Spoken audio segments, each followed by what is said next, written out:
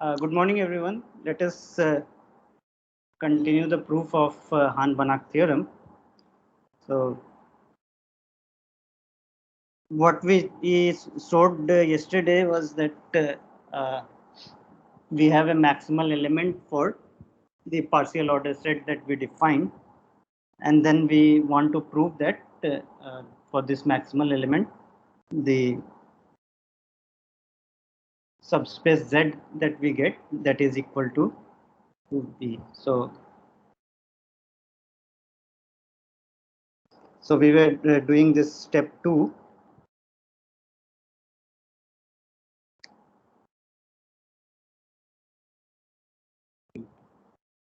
Let Z comma F be a maximal element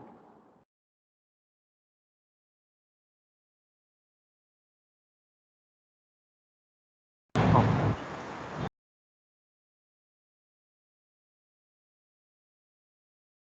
the claim is Z equal to V.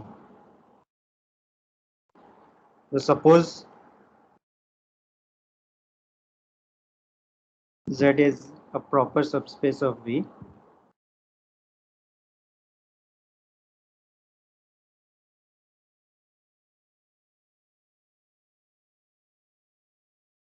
and let X naught belongs to V and X naught not in Z.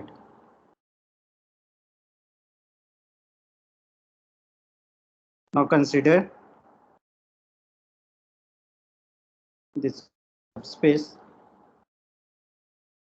Y is equal to X plus T X naught, where X belongs to Z and T is a real number. So we are looking at the subspace generated by this Z and the point X naught, which is not in Z. So Z becomes a proper subspace of this Y. Now we will show that we can extend this linear functional f to Y, satisfying that it will be dominated by that P. So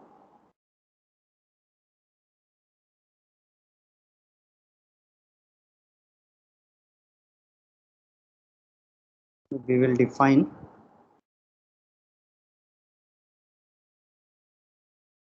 let's call H belonging to Y prime such that this Y comma H, this is in the partial order set P.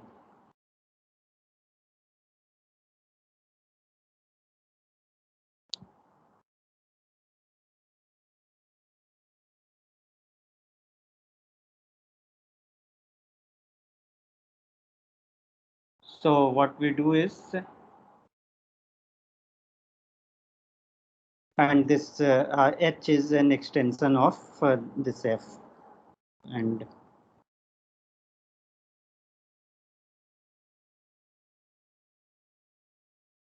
H restricted to Z, this is equal to F.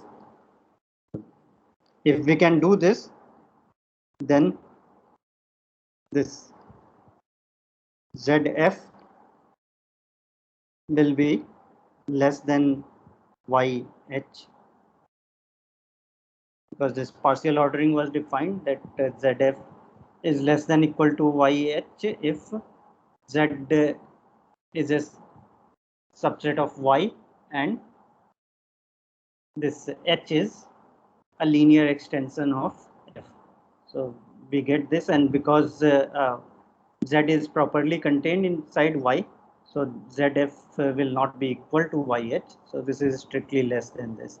This will contradict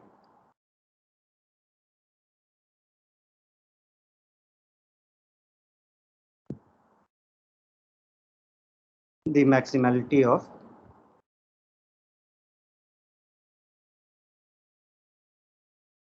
ZF. So therefore our assumption that there exists some X naught which is not in Z, that is not true. So Z will be equal to the whole vector space V. So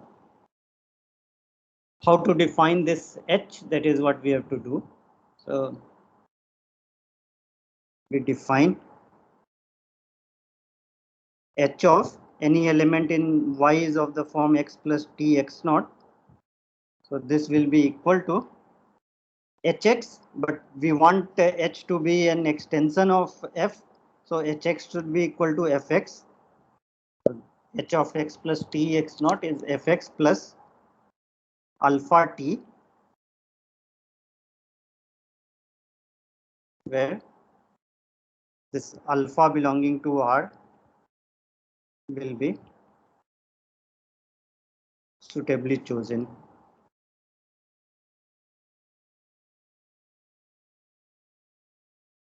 So basically this alpha will be equal to h of x naught. Once you can define what is h at x naught, then you can define h at any point in y. So we have to only see that how to define this h at x naught, which is alpha, such that it becomes it satisfies the property. So basically, what is the property that we want? That h should be less than equal to p, the convex functional that was given. So we want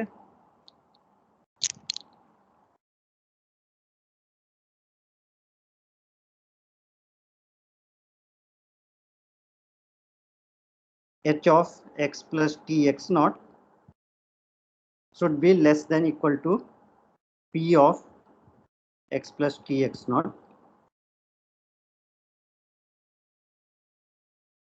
for every x in z and for all t in R.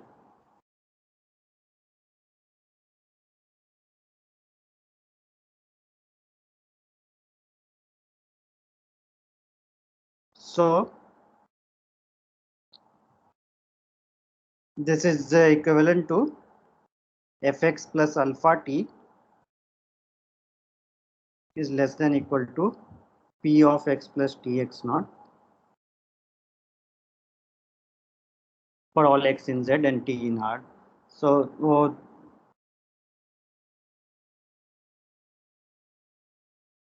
let's write this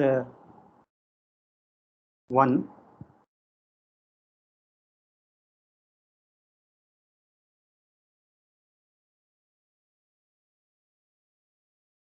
So if t is greater than 0, then 1 is equivalent to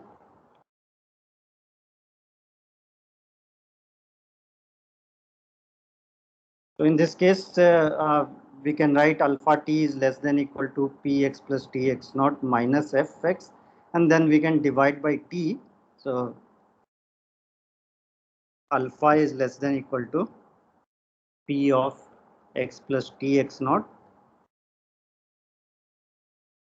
minus f of x divided by t. But P we know is positive homogeneous, so this can be written as P of x by t plus x naught minus f of x by t. F is given to be linear, so fx by t is f of x by t, and p of x plus tx naught by t is p of x by t plus x naught. So alpha should be less than equal to this for every x in z.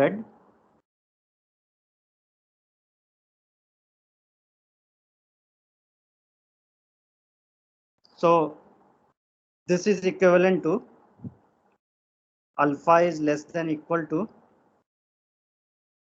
p of uh,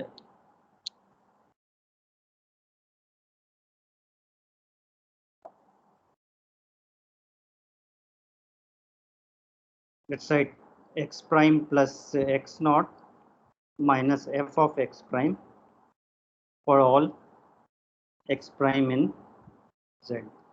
So if t is positive, then if we get alpha to be less than equal to this, because if alpha is less than equal to t of x by t plus x naught minus f of x by t, where t is positive, then if I have any x prime in z, then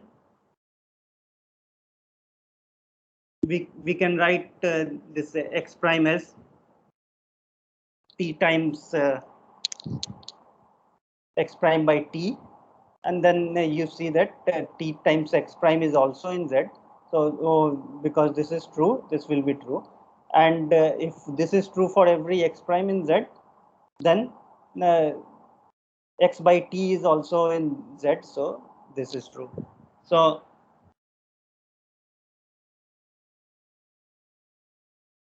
this will be equivalent to alpha is less than equal to, if we take infimum over p of x prime plus x naught minus f of x prime, where x prime belongs to z.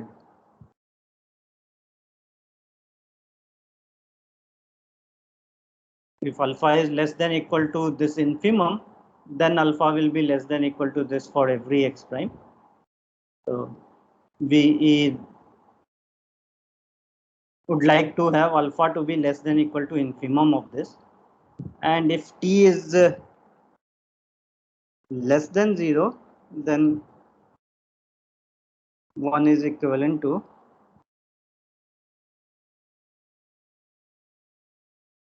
so if you see, we have alpha t,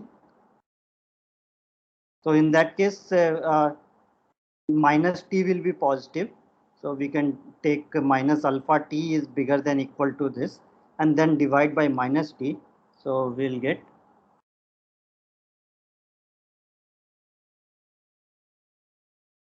minus alpha t is bigger than equal to fx minus p of x plus t naught tx naught for all x in z, which will be equivalent to alpha is bigger than equal to f of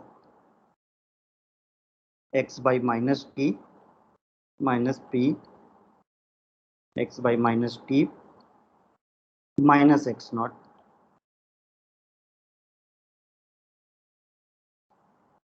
for every x in z.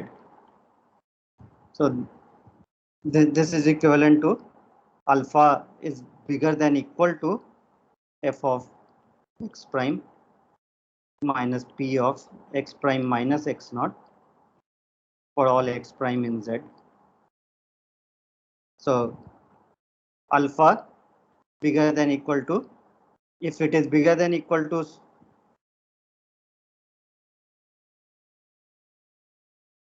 the supremum of f of x prime minus p of x prime minus x naught, x prime belonging to z, then it will be bigger than equal to all for all x prime. So what we want is that if we can choose alpha to be between these two numbers, then my 1 will be satisfied for all t.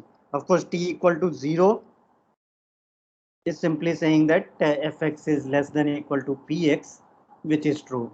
So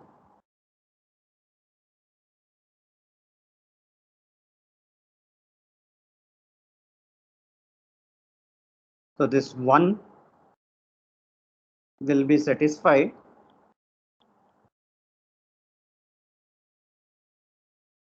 if alpha is chosen so that alpha is less than equal to infimum of p of x plus x naught minus f of x belonging to z, and bigger than equal to supremum of f of x minus P of x minus x naught, x belonging to Z.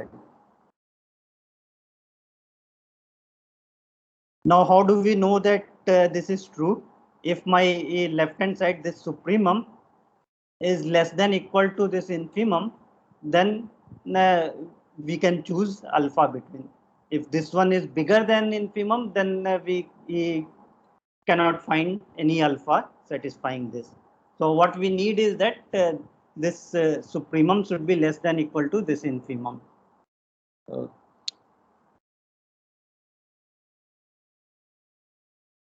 So if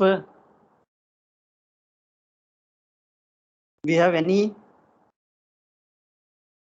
x and y belonging to Z,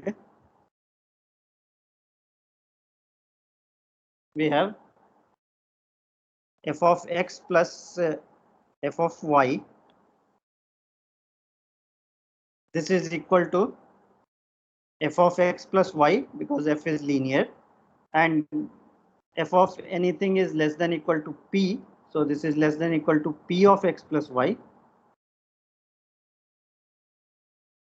And this is the same thing as p of, we have x plus x naught plus y minus x naught. Right, so x plus y is same as x plus x naught plus y minus y naught, y minus x naught. And because p is subadditive, so this is less than equal to p of x plus x naught plus p of y minus x naught. So this implies, if we look at f of x minus p of, sorry, f of y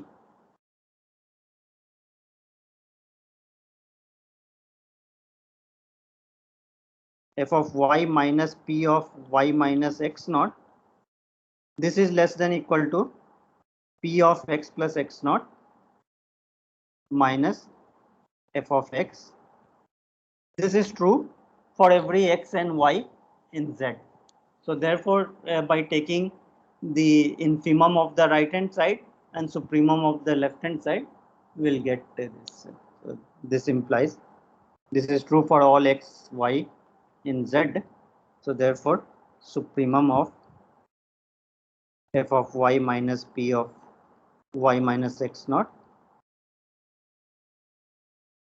y in Z, this is less than equal to infimum of x in Z.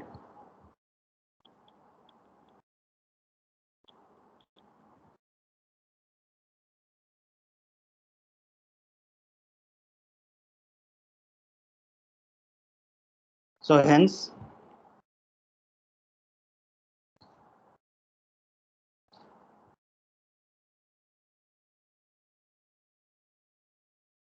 we can choose alpha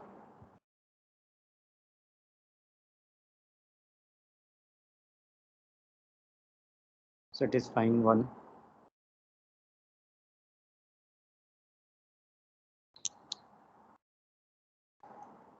So we are done.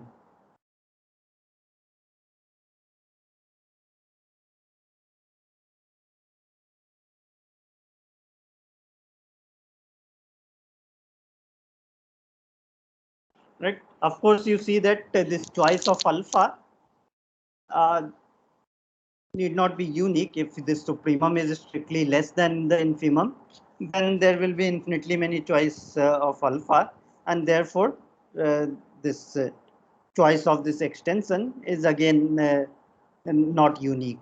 So you can have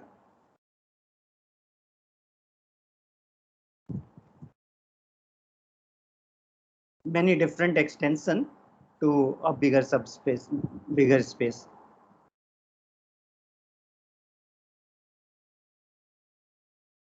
Okay, so now let's write this for nonlinear space. So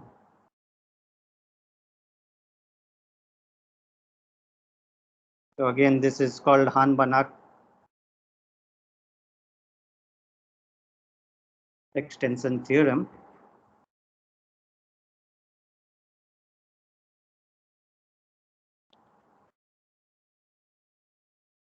So let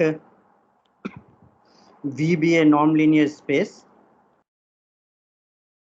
over R. So we are still considering only real non-linear space, real vector space, and let W be a subspace, be a subspace of V,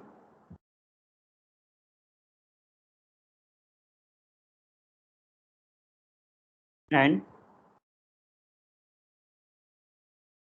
let G belongs to W star.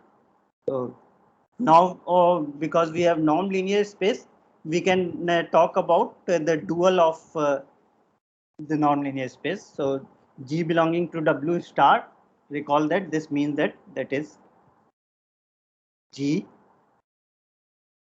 W to R is a continuous linear map. So we have any continuous linear functional on W, then this can be extended to whole of V.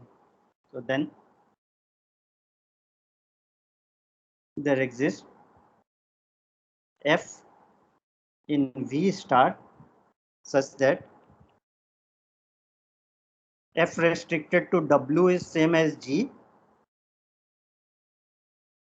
and also norm of F is same as norm of G. So we get an extension F which is also continuous linear map such that norm of F is same as norm of G. So this is the theorem.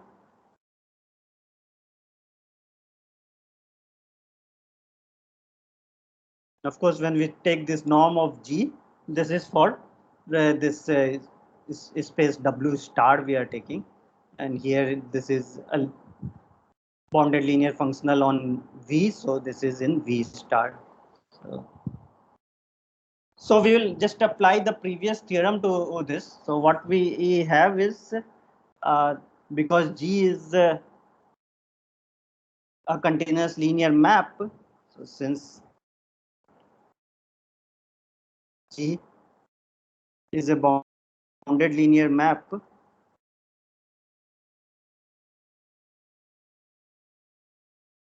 functional, what do we know? G of X, if we write, this is less than equal to norm G times norm X.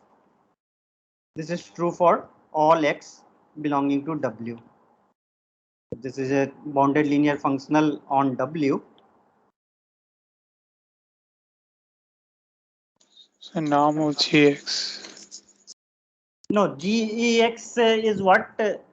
Gx is a real number, right? Okay, so we're taking like normal. So this will be actually mod of Gx is Mod. less than equal to. So Gx is also less than equal to, right? So in fact we know that Gx is less than equal to this and greater than equal to minus of this, right? So again, because this is Yes, Gx, sir. Gx is a real number, right? So why I am writing like this? Because in the previous theorem, we wanted to have that g of x is less than equal to some p of x, right? So we will put this as p of x. So let p of x is equal to norm g times norm x. So then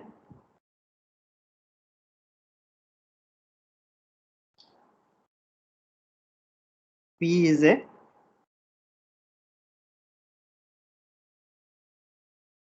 convex functional on V.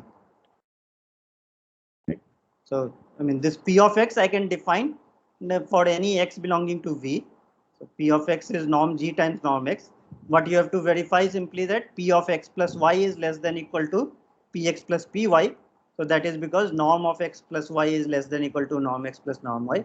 And P of t times x, if t is a positive real number, then we get norm G times norm of Tx, and norm of Tx is equal to t times norm x if t is positive.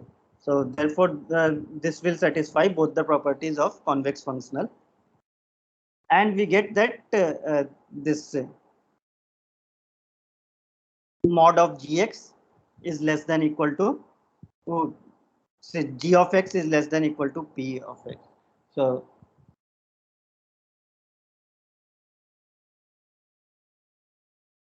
we get something. So therefore, we have G belonging to W prime. So in the previous theorem, if we had a subspace and we have a linear functional on that subspace, G is a linear functional on W, and G of x is less than equal to P of x for all x in W. So if this is satisfied, then the previous theorem says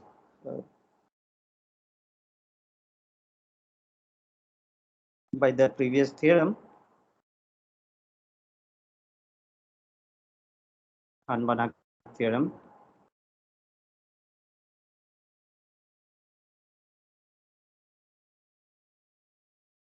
we know that there exists some f belonging to V prime such that f restricted to W is G and fx is less than equal to px for all x in V.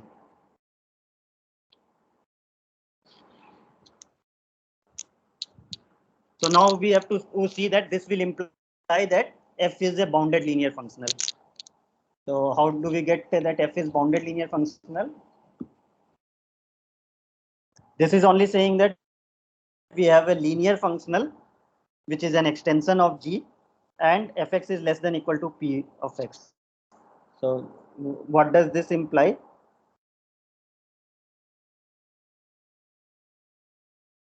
Fx less than equal to px for all x in V.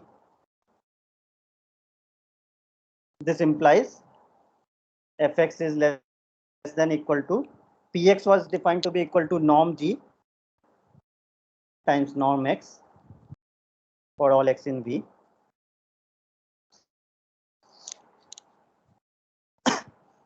And if fx is less than equal to norm G times norm x, then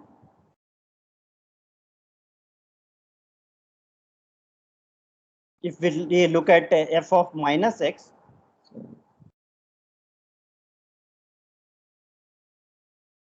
this also implies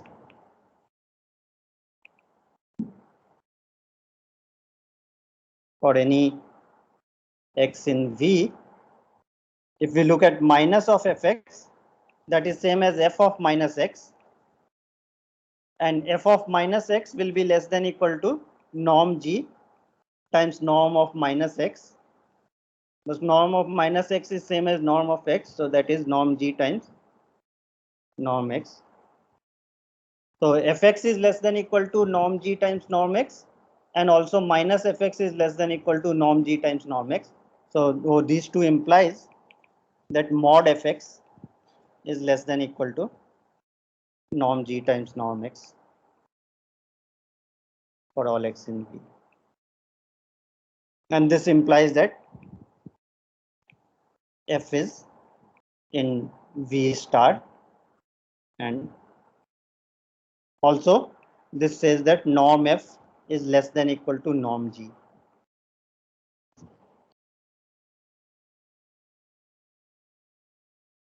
Is it okay? So you see, for linear functional, if we get fx is less than a linear functional on a real normed linear space, if we get fx is less than equal to some constant times norm x for every x, then that is enough to say that it is a bounded linear functional, because that will imply this mod fx is less than equal to this, like we proved. So norm f is less than equal to norm g, but we have that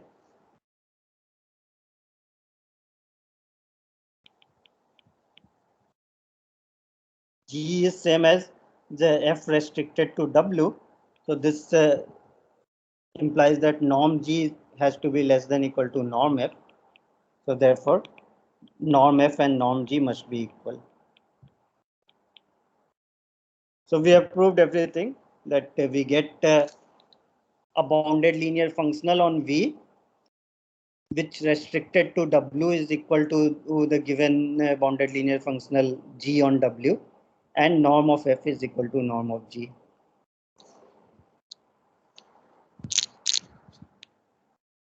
So this completes the proof.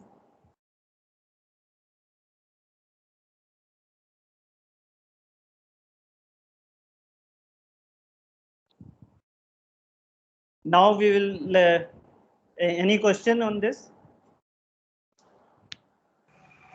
Sir, why can't we take the field to be complex number? Like where there is ptx is equal to tpx, we can take p of tx is equal to absolute value of t times px, and then we can.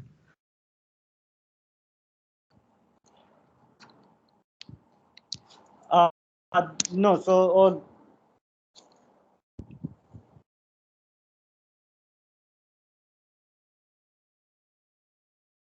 see, the thing is that if you have a complex vector space, then these things are complex numbers, right?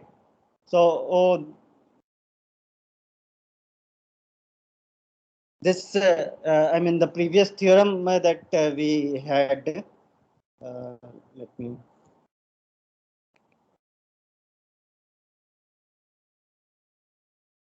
So this was the theorem, right?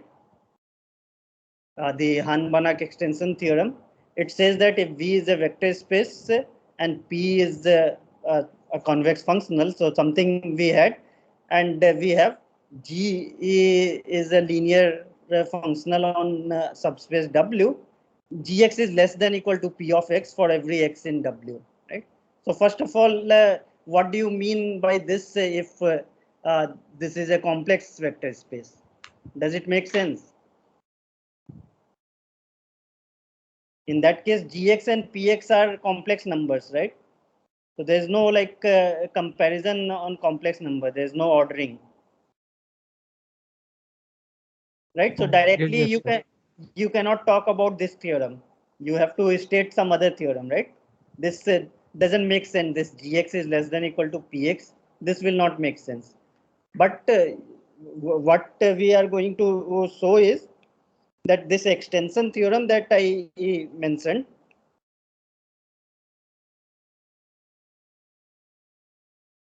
uh, for norm linear space, what we are saying is that if we have any norm linear space over R and G is a bounded linear functional on subspace W, then this can be extended to a bounded linear functional on the whole space V, which is an extension of this G, and norm of F is equal to norm G.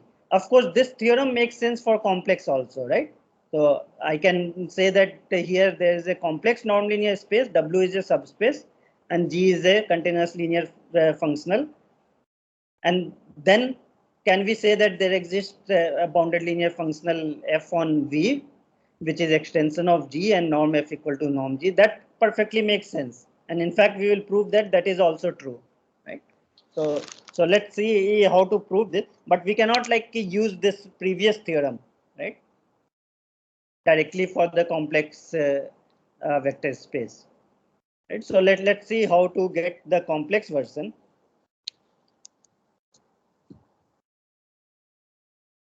So let me write this theorem. Before doing this theorem, let's write a lemma.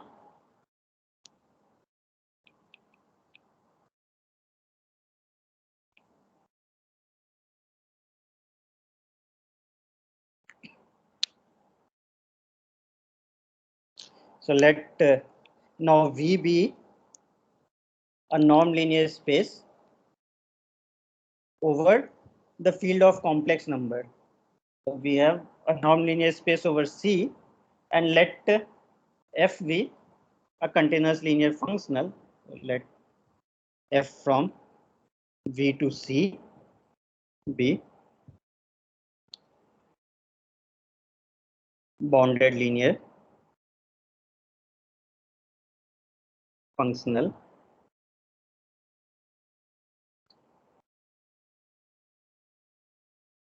So here we have F is a linear map from this vector space to C. So if I have any x in V, fx is a complex number. So we can write the real and imaginary part of this. So let f is equal to g plus ih, where g and h are real valued linear functionals.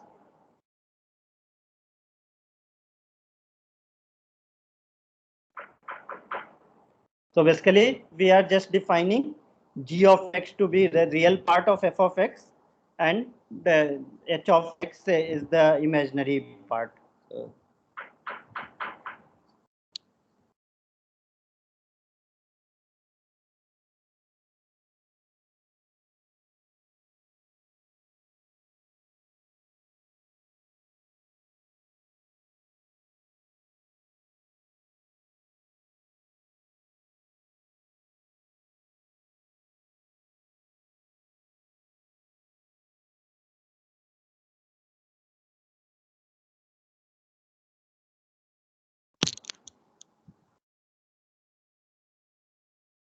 So that is g of x is real part of fx, and h of x is imaginary part of f of x. Of course, you see, if f is a linear map, then this g and h will also be linear. So we get now a linear functional from V to R, right? So then we can write this f of x as gx minus iota times g of ix. So that is, we are saying that this h of x can be written as minus iota times g of ix. So, so what we are saying is that if we have any bounded linear map from V to C, then we can write this in terms of only the real part. So f of x can be written as g of x minus iota times iota x. So this means that this h of x, we are claiming that that is equal to minus g of iota x for all x in V. So this is true for all x in V, and norm of f is same as norm of g.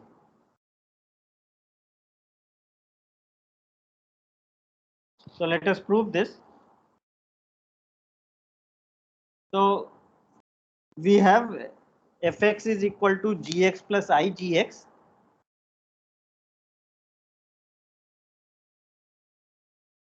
Fx is equal to gx plus I times hx. This is true for all x in V.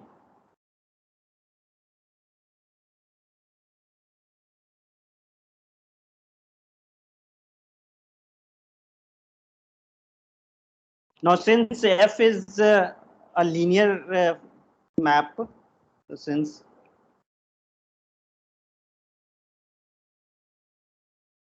f v to c is linear,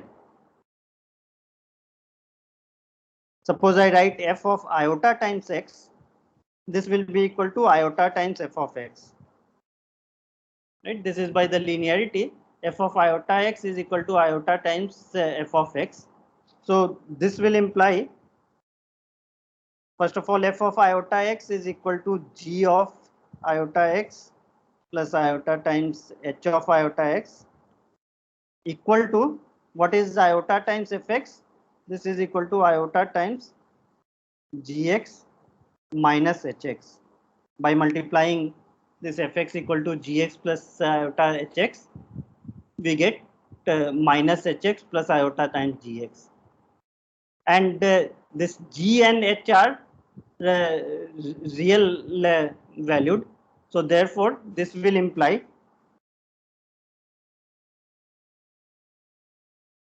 hx is equal to minus g times iota x and gx is equal to h times iota x.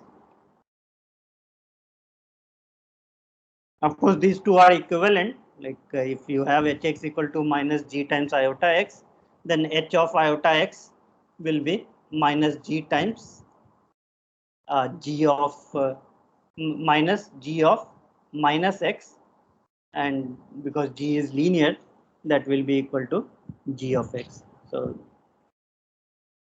we get that h of x can be written as minus g times iota x. So therefore, this fx is equal to gx minus iota times g iota x. So this is one thing that we wanted, and we have to see that norm of f is same as norm of g. So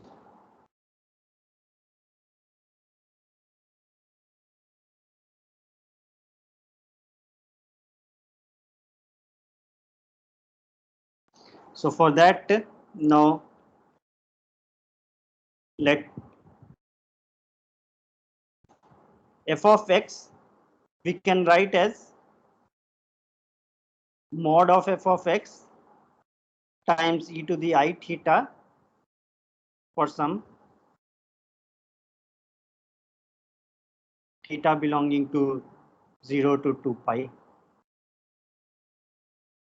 Right, we write in the polar coordinate. So fx equal to, of course, this theta also or depends on your x. So for a given x, we can write like this, and this will imply, maybe I'll write here theta of x.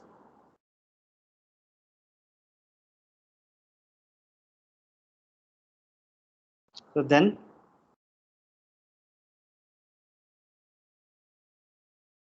mod of fx is equal to e to the minus iota theta x times fx, which is equal to f of e to the minus iota theta times x, because f is linear, so any scalar times fx is equal to f of this, and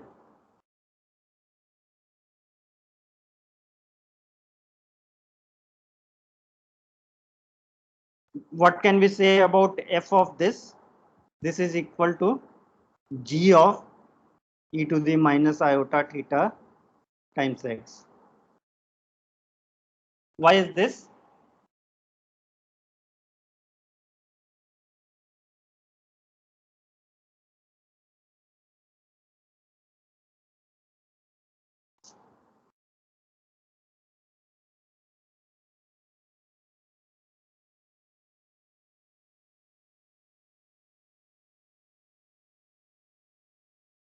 So this is because, you see, what is f?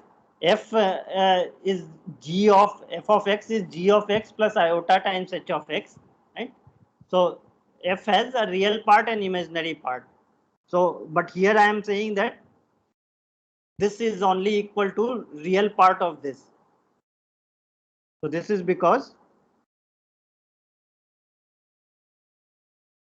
this f of e to the minus iota theta times x, this is equal to mod of f of x, that is the left hand side, which is a real number,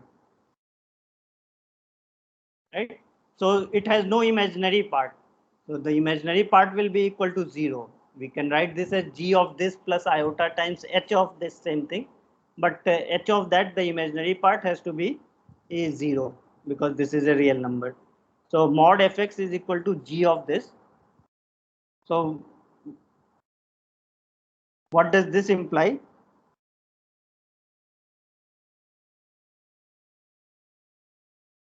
Mod of f of x is less than equal to, now g of anything is less than equal to norm g times norm of this e to the minus iota theta times x. But this e to the minus iota theta, this is of mod 1. So this is equal to norm g times norm x. So this implies, this is true for all x in V. So this implies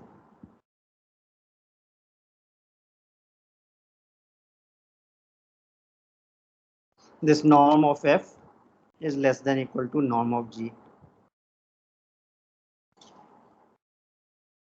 So we get norm of f is less than equal to norm of g, but we have to prove the equality. So if we look at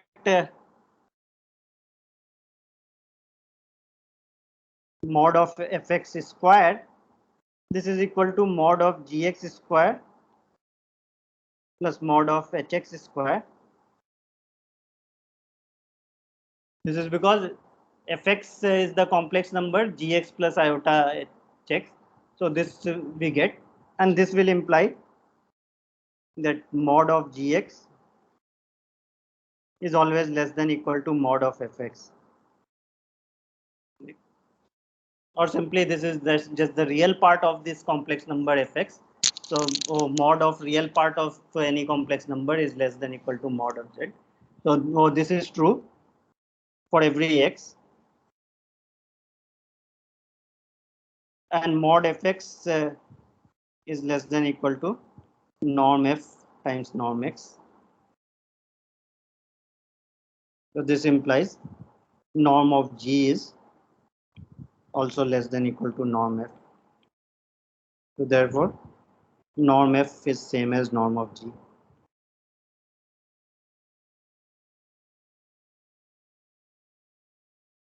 Right. So this lemma says that if we have any complex valued linear functional on a complex nonlinear space, then the norm of this f is same as the norm of the real part of f. Right. So f can be written as g plus ih. So norm of f is same as norm of g, and f can be written in terms of the real part as gx minus iota g iota x. So now we'll write the Han-Banach extension theorem for complex nonlinear space.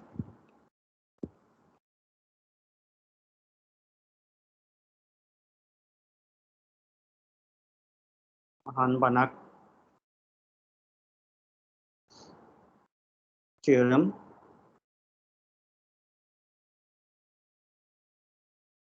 for complex nonlinear space. So let V be a nonlinear space over C, and let W be a subspace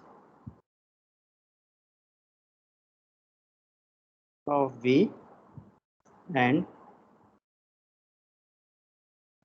let G belongs to W star. So when we have complex nonlinear space, when I say G in W star, that means G from W to C. So it is G from W to C is bounded linear.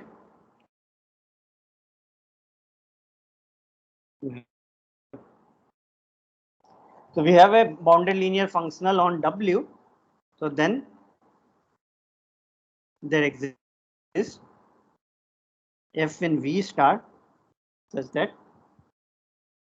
F restricted to W is G and norm of F is same as norm of G. So this theorem is same as the theorem for the real norm-linear space. So it does not matter whether you take norm-linear space over R or C. We have this extension theorem that if we have any bounded linear map, bounded linear functional on a subspace, then it can be extended to a bounded linear functional on the whole space without changing the norm. So how do we prove this? Now with the lemma and the previous theorem, we can easily prove it.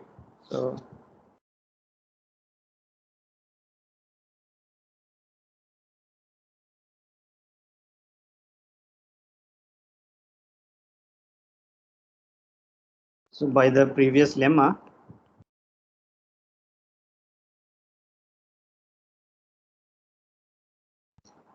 this g of x is equal to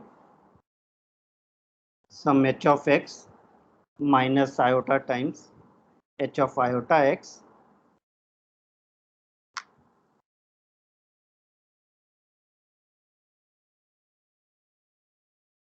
where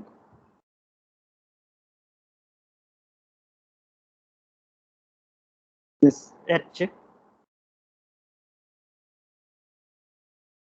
is the real part of g, right? So any complex and any linear functional to the complex field can be written as the real part minus iota times that h of iota x. So this is true for every x in W.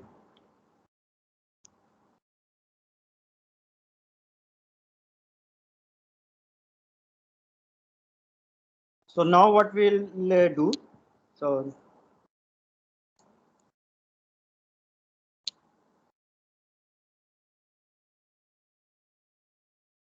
considering this V as a norm-linear space over R, see any norm-linear space over C is also a norm-linear space over R, because when we say that it is a vector space over C, you can restrict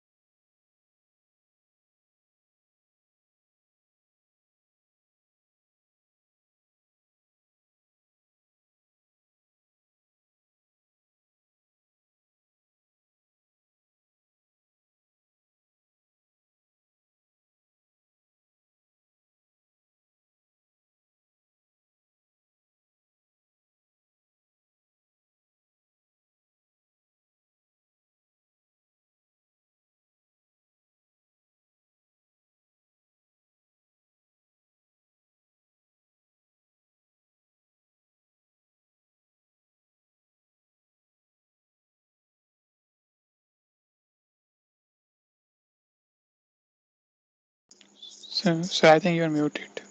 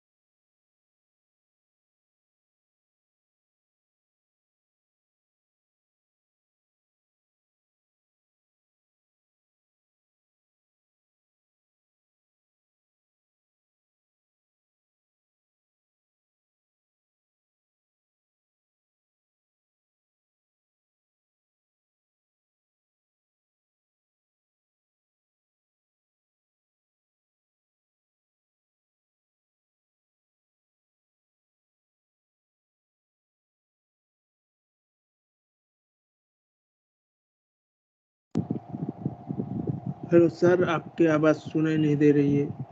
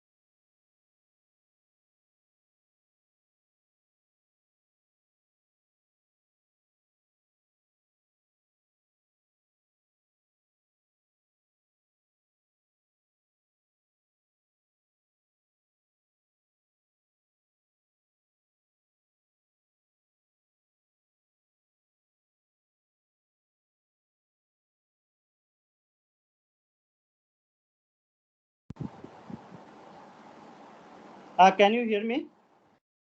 Yes, sir. Yes, sir. Okay, I think my other device I have lost connection, so I'll just use this one. And you can see the screen, right? Yes, sir. Yes, sir. So what I said is that this h can be extended to a bounded linear functional h tilde from V to R, such that norm of h tilde is same as norm of h. So now what we do, we have to define f, define f from V to C by f of x is equal to h tilde of x minus iota times h tilde of iota x. Right, so basically what we are doing is we are making this h tilde to be the real part of the function f that we require. So we know that the imaginary part has to be the minus iota times h tilde of iota x. So we define a function f to be equal to f of x equal to h tilde x minus iota times h tilde of iota x for all x in P. So then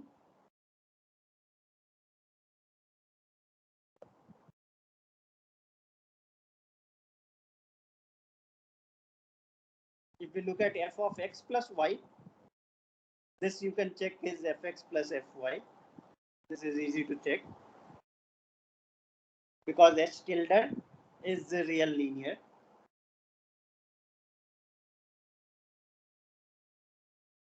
So we get this. Also, if I write f of alpha x, this is equal to alpha times fx for all x, for all x in V and for all alpha belonging to R.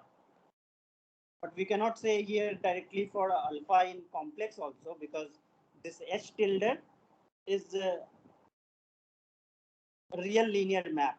So H tilde of alpha times x is alpha times H tilde of x if alpha is a real number. But of course, H tilde of alpha x, we cannot say that that is alpha times H tilde of x if alpha is a complex number, because in fact H tilde is always real valued, so we cannot say that. So we get this only for real. But what about f of iota x?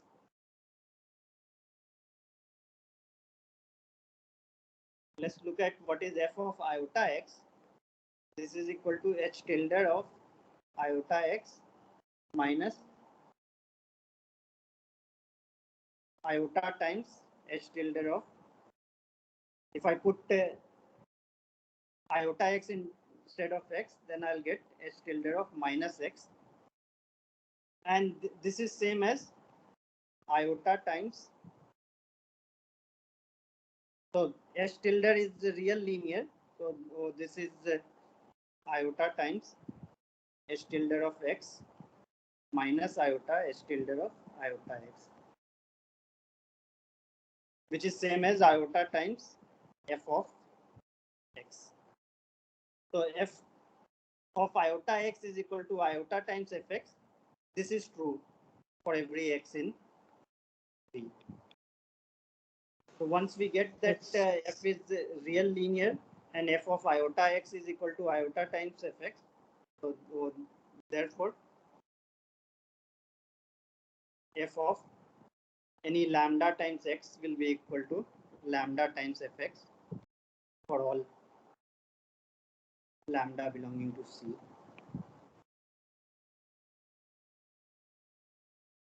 Is it okay? Sir, when you have written h tilde iota x is iota h tilde x, like why would that be true? Like because h tilde was linear over the vector space V, considering it No, over I did R. not write that. I did not write h tilde of iota x as this. So Oh, okay. maybe I should write one more line.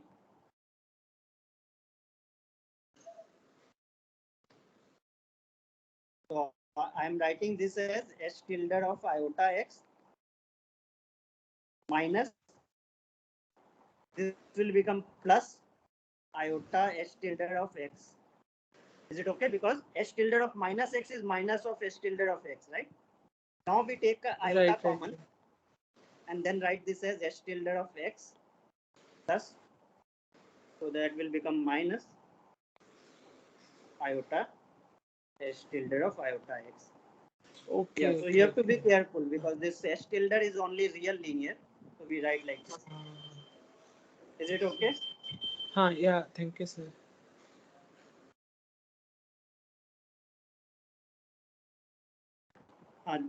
Just 1 minute.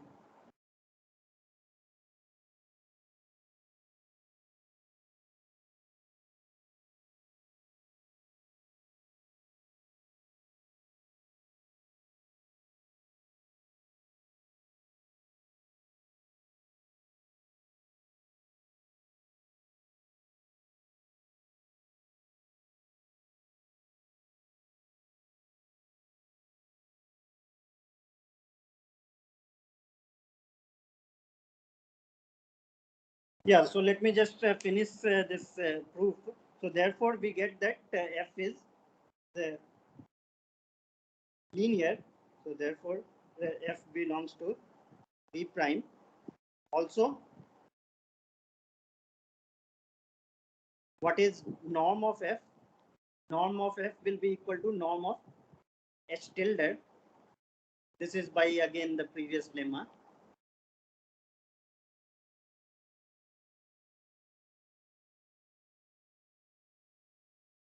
and the norm of H tilde is equal to norm of H.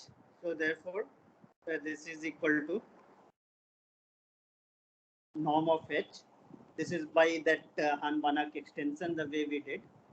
And norm of H is again equal to norm of G, because H was the real part of this G. So this is again by the lemma. So what we got is norm of F is equal to norm of G. Hence we are done.